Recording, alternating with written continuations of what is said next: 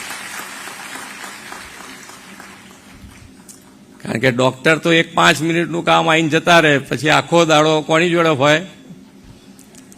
Sister sister કર્યા જ કરે પેલો બિચારો દર્દી, પણ સિસ્ટર સાંભળે જ નહીં ગાતો. અને ઘણા સિસ્ટર એવા હોય તો તમારે એને હસતા હસતા દરેક જવાબ આપે.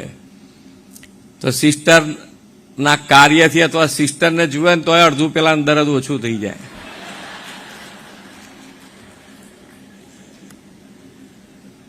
એટલે હસતા મોડે જે આપણી ફરજમાં ભાગરૂપે આપણે સ્વીકારી છે, પાછી આપણે આ જે નોકરી કરી રહ્યા છે અથવા તો જે વ્યવસાયમાં આપણે આવ્યા છે, આપણે સહજ સ્વીકારેલો છે. એટલે આપણે જાતે સ્વીકારેલી વસ્તુમાં આપણને ગુસ્સે થઈને કામ કરી શકીએ એવું ન હોય. આપણે સરળતાથી સ્વભાવ સાથે કે એકદમ આના તમે પ્રફુલ્લિત, તો સામે દર્દી એમને પ્રફુલ્લિત રહે.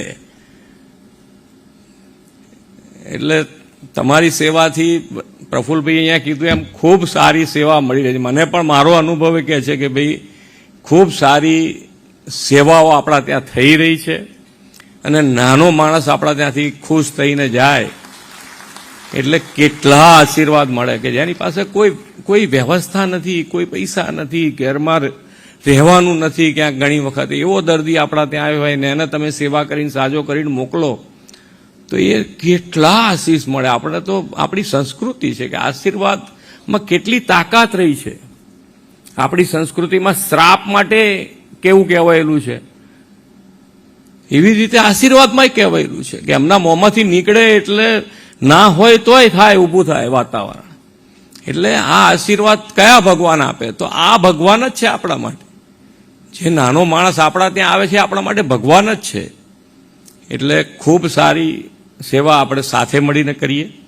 અને વિકસિત ભારત માટે વિકસિત ગુજરાત, અહીંયાથી કીધું એમ કે ભાઈ જે ડેવલપ કન્ટ્રી છે એમાં અને આપણા કન્ટ્રીમાં જે ચેપ જે લાગે છે એમાં 7% અને 15%નો એટલે ડબલ છે, આપણો રેશિયો ડબલ છે. તો એ ઘટાડવા માટેનો પણ આપણો પ્રયત્ન હોવો જોઈએ. અને એ આપણો સહિયારો પ્રયાસ હશે તો આની અંદર આપણે રિઝલ્ટ લાવી શકીશું. આપણે સાથે મળીને આગળ વધીએ એ જ અભ્યર્થના સાથે વિરમું છું. ભારત માતા કી જય, વંદે માતરમ, જય જય ગરવી ગુજરાત.